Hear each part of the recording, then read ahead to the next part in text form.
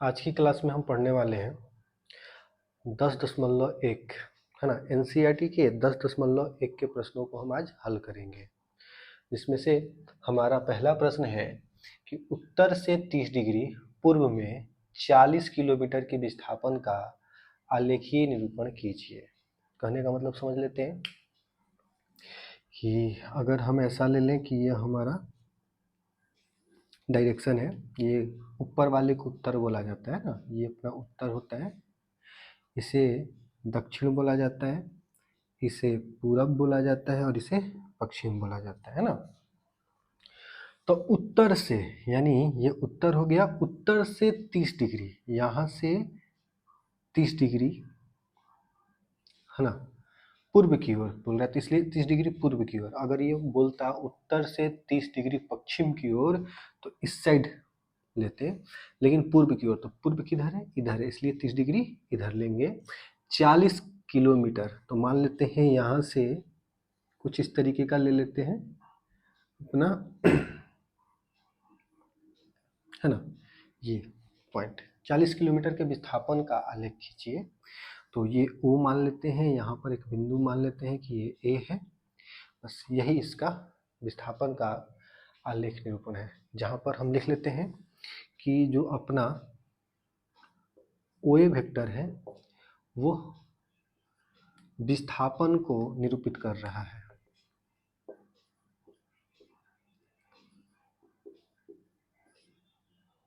ठीक है, और जो इसका मापांक होगा वो 40 किलोमीटर होगा, ये क्वेश्चन में दिया है, ठीक ना। और जो अपना थीटा है, यहाँ पर जो कोण बन रहा है, ठीक, वो अपना 30 डिग्री का होगा। बस इतना ही करना था।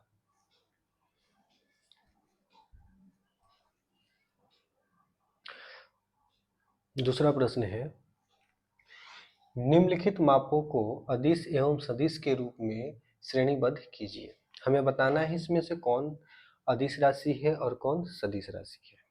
तो पहला है 10 केजी, है ना। 10 केजी क्या है भैया, तो इसमें सिर्फ परिमाण है ना, केवल परिमाण है, यानी ये क्या है, ये अदिश राशि है। ठीक, 2 मीटर, ये जो 2 मीटर है भैया ये आपका परिमाण है।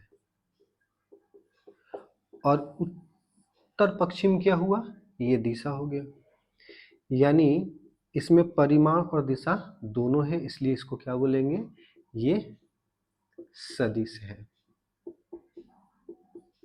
ठीक, 40 डिग्री एंगल को मापने के लिए डिग्री का प्रयोग किया जाता है, तो इसमें कोई डायरेक्शन नहीं है, तो ये भी क्या है, ये सिर्फ परिमाण है, केवल परिमाण, यानी ये क्या है, ये भी अपना अदिश राशि है। 10 का पावर -19 कूलम, इससे इलेक्ट्रिक चार्ज नापा जाता है, और ये भी केवल परिमाण है, इसका मतलब ये भी क्या है, अदिश राशि है। ठीक, अगला है 20 मीटर प्रति सेकेंड स्क्वायर। तो मीटर प्रति सेकेंड स्क्वायर जो होता है ये त्वरण है, ये क्या है, त्वरण है। और त्वरण क्या होता है, त्वरण आपने पढ़ा होगा कि ये सदिश राशि है, सदिश राशि है।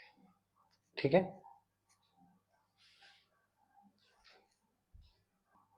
तो अगला प्रश्न है 3 नंबर, निम्नलिखित को अदिश एवं सदिश राशियों के रूप में श्रेणीबद्ध करना है। फिर से हमें अदिश राशि और सदिश राशि को ही चुनना है।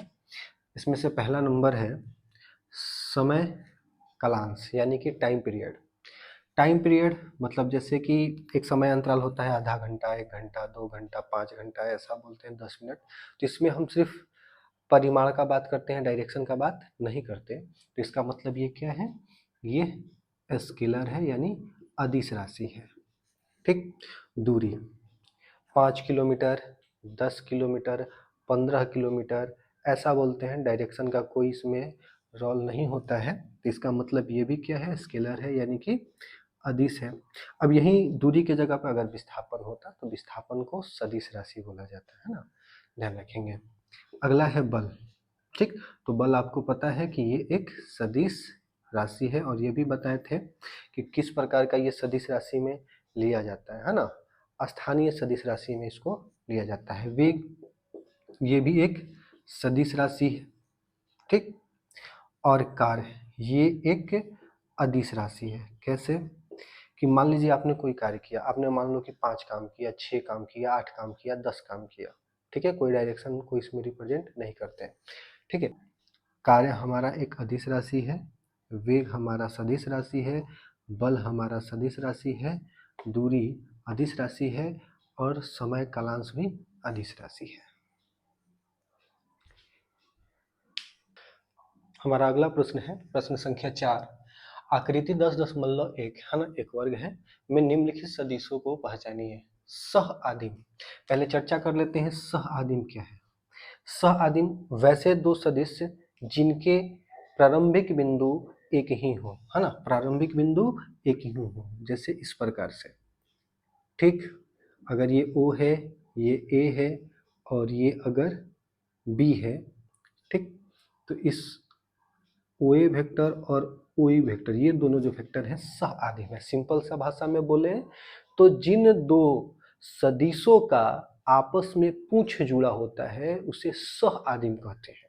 तो इसमें देखते हैं किसका पूंछ जुड़ा हुआ है, तो A का और D का, आप देख पा रहे हैं A का और D का, A का सिर यहाँ पर है और D का सिर यहाँ पर है, यानी दोनों का पूंछ जुड़ा हुआ है। तो सह आदिम यहाँ पर कौन सा हो जाएगा, वेक्टर A और वेक्टर D, यह सह आदिम है।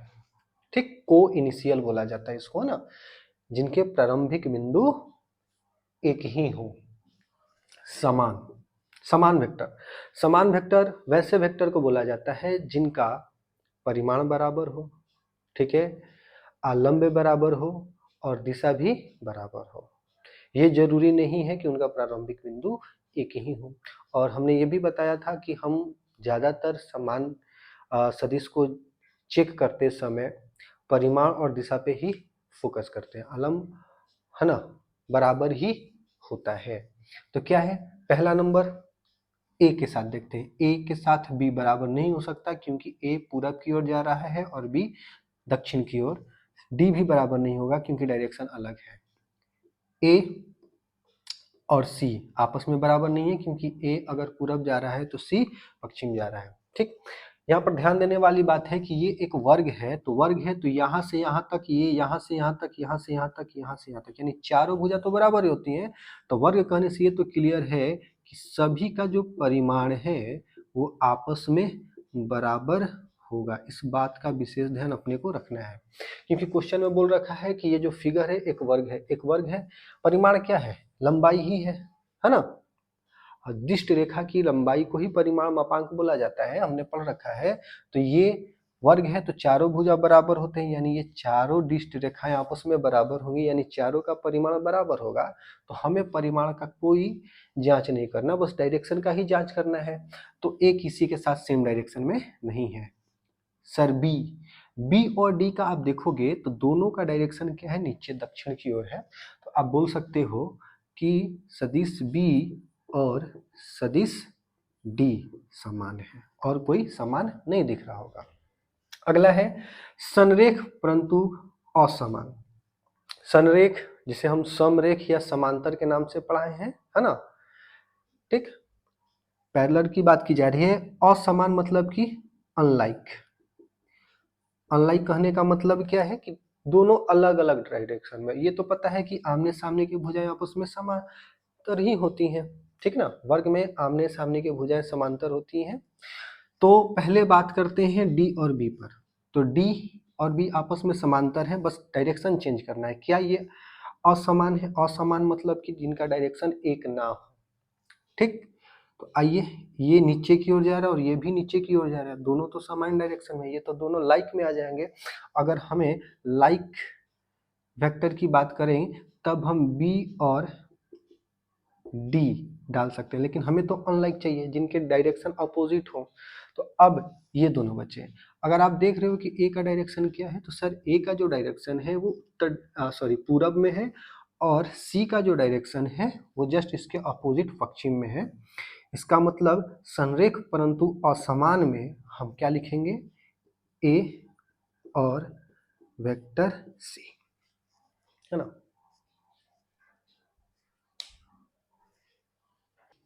हमारा अगला जो प्रश्न है 5 नंबर का, निम्नलिखित का उत्तर सत्य या असत्य के रूप में दीजिए, है ना। हमारे पास 4 क्वेश्चन लिखे हुए हैं, इनका जवाब हमें सत्य या असत्य के रूप में देना है। इन सभी क्वेश्चनों में ना एक कॉमन चीज है, क्या है वो, संरेख संरेख संरेख संरेख, ठीक है। यानी ये जो 4 प्रश्न है ये संरेख से संरेख पर आधारित है, ठीक।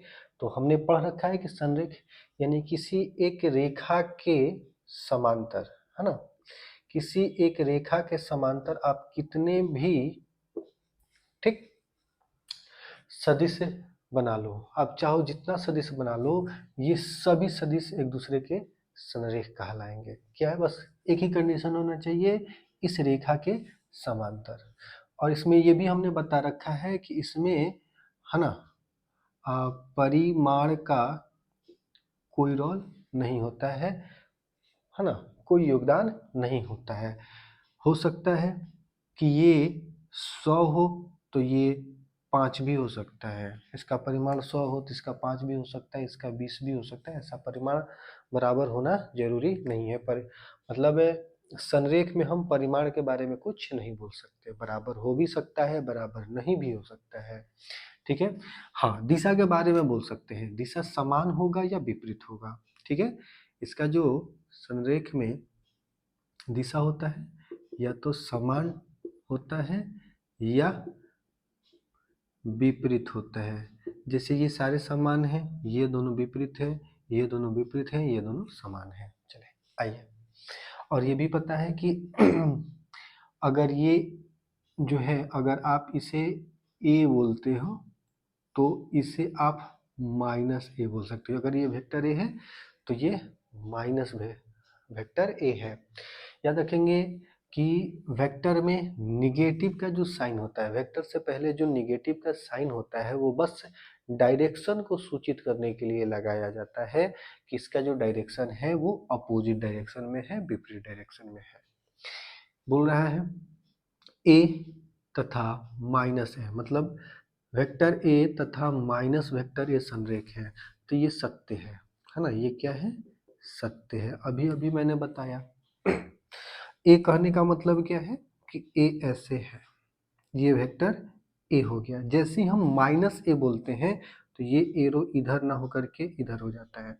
तो आप समझो कि अगर हम इसको ए बोल दिए, ठीक, अब माइनस ए क्या होगा, तो माइनस ए मान के चलते हैं कि कुछ इस तरीके का होगा, होगा ना। तो अगर ये इसके समांतर है तो ये भी इसके समांतर ही होगा। जब ये दोनों इस लाइन के समांतर हैं तो दोनों को हम क्या बोलेंगे, संरेख बोलेंगे, ठीक है।